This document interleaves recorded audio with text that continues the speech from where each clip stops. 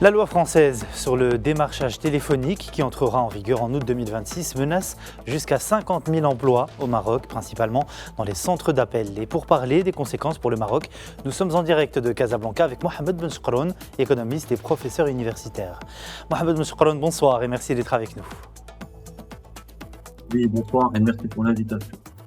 Alors, la loi française sur le démarchage téléphonique interdit les appels de prospection non sollicités, ce qui pourrait affecter jusqu'à 80% du volume d'activité de certaines entreprises du secteur. Quels sont les secteurs les plus touchés par cette loi ? En fait, les secteurs les plus touchés par cette loi, ils reposent fortement sur le démarchage téléphonique sortant. Donc, on parle effectivement des centres d'appel qui sont spécialisés dans la prospection commerciale. On parle de ceux qui sont dans la vente d'abonnements télécom, dans l'assurance et dans l'énergie. Sont ceux aussi qui sont dans des services externalisés. Donc, beaucoup d'entreprises françaises externalisent ces services au Maroc. Il y a aussi les PME qui sont dans le télémarketing.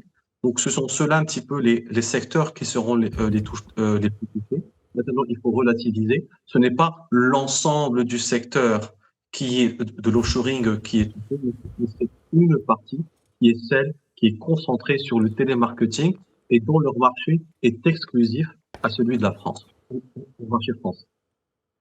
Le secteur des centres d'appel représente 10 à 12 milliards de dirhams de valeur ajoutée annuelle et emploie environ 120 000 personnes. Comment est-ce que vous évaluez l'impact de cette loi sur l'économie marocaine ? Alors, effectivement, comme vous l'aviez si bien rappelé, donc c'est un secteur qui représente entre 10 à 12 milliards de dirhams, créant 120 000 emplois. Donc, c'est 50 000 emplois qui sont effectivement touchés.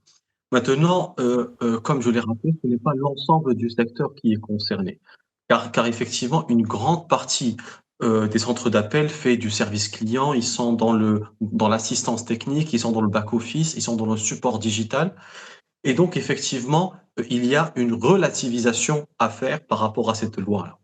Donc, il y a fondamentalement une, une importance aux yeux des décideurs marocains de prendre conscience que le service du télémarketing traditionnel est à bout de souffle, est en déclin, et que maintenant, il faut prioriser des services qui sont à haute valeur ajoutée pour effectivement pour pouvoir s'en sortir. Donc, le Maroc a déjà fait des efforts dans ce sens pour diversifier ses partenaires, pour diversifier ses marchés et aussi de ne pas rester exclusivement focus sur le télémarketing traditionnel. Parlons à présent du marché français qui représente historiquement plus de 80% du chiffre d'affaires des centres de relations clients offshore au Maroc. Comment est-ce que les entreprises marocaines peuvent-elles se diversifier afin de compenser la perte du marché français, selon vous ? Alors, on doit penser d'un point de vue stratégique. Donc, nous devons nous concentrer sur deux grands volets. Le premier volet, c'est une montée en gamme. C'est-à-dire qu'il faut passer du télémarketing à la relation client à forte valeur ajoutée. Cette montée en gamme peut effectivement protéger notre secteur contre la menace de l'IA et contre la menace de toute loi qui peut effectivement entraver à notre développement. Je donne des exemples. On parle des supports techniques, de la gestion des comptes clients, des services bancaires et de l'assistance en e-commerce. Donc, il est important que dans ce volet-là, que le gouvernement accompagne les entreprises dans ce secteur, dans la recherche et développement, dans la formation des employés pour les accompagner dans cette montée en gamme. Et le deuxième chantier prioritaire, c'est la diversification du marché. Nous sommes un pays francophone, nous avons effectivement une population active qui est multilinguiste, et donc on doit profiter de cet élan, de ces atouts en langue pour pouvoir pénétrer d'autres marchés intéressants comme le Canada, comme la Belgique, comme l'Afrique francophone et d'autres marchés francophones pour pouvoir se diversifier, car il faut rappeler que notre secteur dépend à 80% du marché français, ce qui n'est pas quelque chose de bon augure. Donc il est urgent de diversifier ces partenariats. Perdre un emploi dans ce secteur peut bien évidemment créer de graves problèmes financiers et sociaux. Quelles sont, selon vous, Mohamed Benchkroun, les alternatives pour les travailleurs qui pourraient perdre leur emploi à cause de cette loi française ? Alors, il faut savoir que les compétences dans la relation client restent très demandées dans l'ère de l'économie numérique. Donc ces personnes-là ne doivent pas être dans une forme de fatalisme. Le fait qu'ils parlent plusieurs langues, qu'ils ont une relation, heu, une intelligence interrelationnelle très développée, le fait qu'ils soient à l'aise à la communication orale, peuvent les amener effectivement à aller vers d'autres domaines qui sont beaucoup plus stratégiques comme l'hôtellerie, le tourisme, par exemple dans l'e-commerce, par exemple dans la communication, dans la relation client, dans la maîtrise des outils digitaux. Donc en fait, leurs compétences sont leurs meilleurs, amortisseurs et leurs meilleurs, leviers pour avoir une transition professionnelle qui leur assure en prospérité, et développement. Le gouvernement marocain a pris plusieurs mesures afin d'atténuer l'impact de cette loi française concernant le démarchage téléphonique. Pouvez-vous nous fournir quelques détails sur ces mesures? Alors effectivement, le gouvernement marocain a beaucoup travaillé sur plusieurs axes. D'abord, l'accompagnement du secteur de l'offshoring, donc via des politiques industrielles. Aussi, il y a eu une volonté et le gouvernement avait prédit, avait anticipé donc tout ce que nous sommes en train d'observer, dans la capacité à inciter les entreprises dans ce secteur à aller vers une montée en gamme. C'est-à-dire vers des métiers du DPO et du, KPO, c'est-à-dire du Knowledge Process Outsourcing. Parce que parce qu'en fait, il y a aussi la menace de l'IA.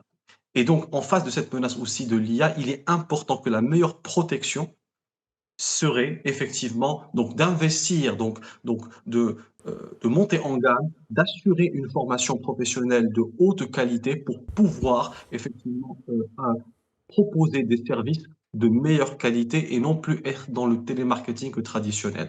Et aussi, il faut aussi donc accompagner les entreprises vers la diversification des marchés, notamment vers l'Afrique subsaharienne francophone, l'Amérique du Nord, le Canada et aussi l'Europe non francophone, car il faut rappeler que le peuple marocain, que la population active parle aussi, sont très à l'aise dans plusieurs langues, y compris l'espagnol, dans la région nord du Maroc, dans la région sud du Maroc, mais aussi dans l'anglais qui est assez généralisé. Donc, donc le gouvernement doit aussi accompagner vers la diversification des marchés et cibler aussi les marchés non francophones.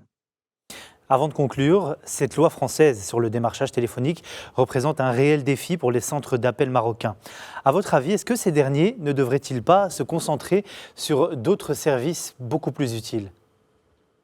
Alors effectivement, le télémarketing traditionnel est un modèle qui est en déclin partout dans le monde. Donc il y a donc cette loi agit finalement comme un électrochoc. Il pousse, le secteur marocain à évoluer, à changer de modèle et à innover. Donc les centres d'appel peuvent évoluer vers le customer experience, donc l'expérience client, vers le support digital, vers le data client et vers les services multilingues. Et nous avons effectivement nous disposons d'un écosystème qui demeure compétitif avec un coût de l'emploi qui est faible, avec une compétence multilinguistique qui est rare, de trouver un employé qui peut parler tant français, anglais, espagnol et arabe, franchement, ça compte au bout des doigts. Donc c'est quelque chose sur lequel on doit capitaliser pour pouvoir aller vers l'avant et considérer ces lois comme une opportunité de se surpasser et d'avoir une longueur d'avance par rapport à ce qui se fait partout dans le monde. Merci beaucoup Mohamed Benchkroun pour votre analyse et d'avoir répondu à nos questions. Je rappelle que vous êtes économiste et professeur universitaire et que vous étiez avec nous en direct depuis Casablanca.